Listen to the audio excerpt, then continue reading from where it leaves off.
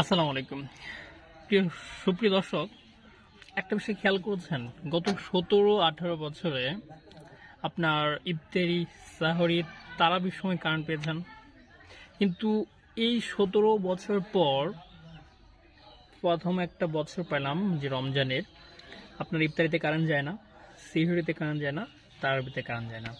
এবং গত 17 বছরের তুলনায় কাঁচামালের যে বাজার দর ছিল, এই বছর তার তুলনায় অনেক অনেক সন্তুষ্টজনক।